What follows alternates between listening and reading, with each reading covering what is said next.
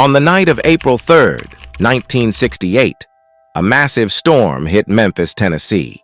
The wind was howling and rain was pouring down, but inside the Mason Temple, the atmosphere was even more intense. Over 3,000 people had gathered, waiting for a leader who was almost too exhausted to speak. Dr. King was staying at the Lorraine Motel and was feeling unwell, but when he heard how many people had braved the storm just to hear him, he knew he couldn't stay away. For an American audience today, it's vital to understand that this wasn't just another speech. It was a spiritual encounter. The thunder outside was a background to a voice that was about to shake the conscience of a nation. When Dr. King took the podium, he began his speech in a very unusual way. He took the audience on a mental journey through history. He talked about the flight from Egypt, the greatness of Greece and Rome, and the Renaissance. He said that if God asked him which age he wanted to live in, he would choose the one he was in, despite all the pain and struggle. He famously said, "The world is all messed up, the nation is sick, trouble is in the land, confusion all around." To a modern USA audience, these words feel incredibly relevant today. He was teaching us that even in the darkest times, we must be grateful to be alive and fighting for what is right. As the speech went on, Dr. King focused on the sanitation workers' strike. He told the people that their strength was in their unity. He urged them to support each other and to stay focused on the goal of economic justice. He called for a dangerous unselfishness, reminding the crowd of the story of the Good Samaritan. He challenged every American to stop asking, "If I stop to help this man, what will happen to me?" and instead ask, "If I do not stop to help these sanitation workers, what will happen to them?" This shift from me to them is the very heart of the American spirit that King wanted to awaken. As he reached the end of his speech, the tone changed. It became deeply personal and almost supernatural. Dr. King began to talk about his own death.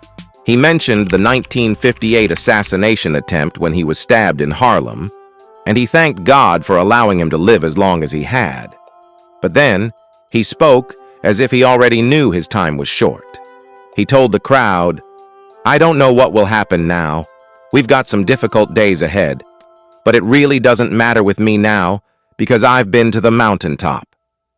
The room went silent. People were crying. He was telling his followers that his individual life was secondary to the success of the movement. The final moments of the speech are some of the most famous in world history. With a voice full of emotion and power, he looked into the future and said, "I may not get there with you, but I want you to know tonight that we, as a people, will get to the promised land." He declared that he was not fearing any man, and that his eyes had seen the glory of the coming of the Lord. As he finished, he practically collapsed into his seat, exhausted but satisfied. He had delivered his own funeral oration. Less than 24 hours later, he was gone. For an American today, this speech is the ultimate proof that Dr. King was not just a leader, but a prophet who died so that the promised land of equality could become a reality for all of us. When Dr. King walked off that stage on April 3rd, the atmosphere in the room was unlike anything anyone had ever felt. It wasn't just a standing ovation, it was a moment of heavy spiritual silence, followed by tears. To a modern American audience, it's important to realize that King had effectively spent his last spark of energy on those people. He had looked death in the face and said, "I am ready." He had given the world a final gift, the assurance that even if the leader falls, the movement must march on. This wasn't just a speech, it was a passing of the torch to every single person in that room, and to every American who would hear his voice in the decades to come. The next morning, April 4th, 1968, found Dr. King at the Lorraine Motel. Despite the heavy prophecy of the night before, he seemed lighter, almost as if a great burden had been lifted. He spent his final hours talking with his closest friends, including Ralph Abernathy and Andrew Young. They joked, they planned, and they prepared for dinner. For a USA audience today, this is the most human part of the story. A man who knew his time was short still chose to spend his final moments focused on brotherhood and love. He stepped out onto the balcony of room 306, breathing in the Memphis air, a man who had truly made peace with his destiny. At 6:01 p.m., a single shot rang out across the courtyard of the Lorraine Motel. In an instant, the voice that had called for the promised land was silenced.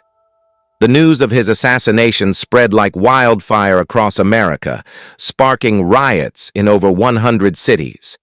But while the man was gone, his words from the night of April 3rd became a shield for the nation. In the midst of the chaos, people remembered his final promise. We, as a people, will get to the promised land. His death didn't end the movement. It immortalized it. It turned a man of flesh and blood into an eternal symbol of justice that no bullet could ever kill. Today, when we look back at that final speech, we see it as a blueprint for the American soul. Dr. King taught us that true leadership is about being willing to lose everything for the sake of others. He taught us that economic justice and human dignity are worth more than life itself. To an American viewer today, the mountaintop isn't just a place in a story, it is a goal we are still climbing toward.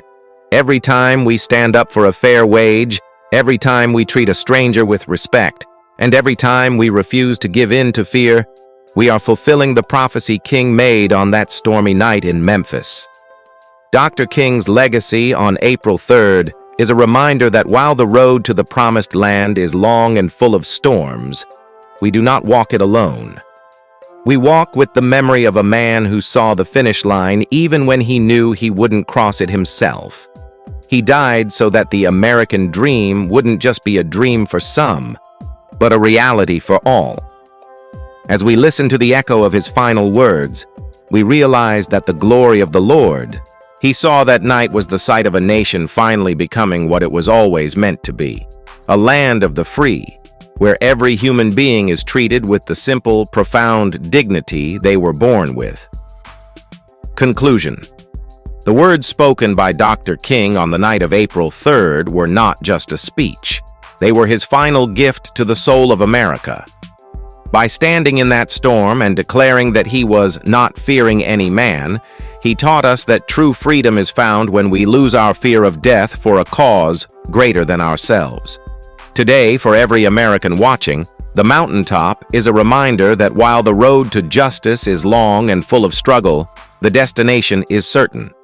Dr. King may not have reached the promised land with us in the flesh, but his spirit marches in every heartbeat that seeks equality and every hand that works for peace.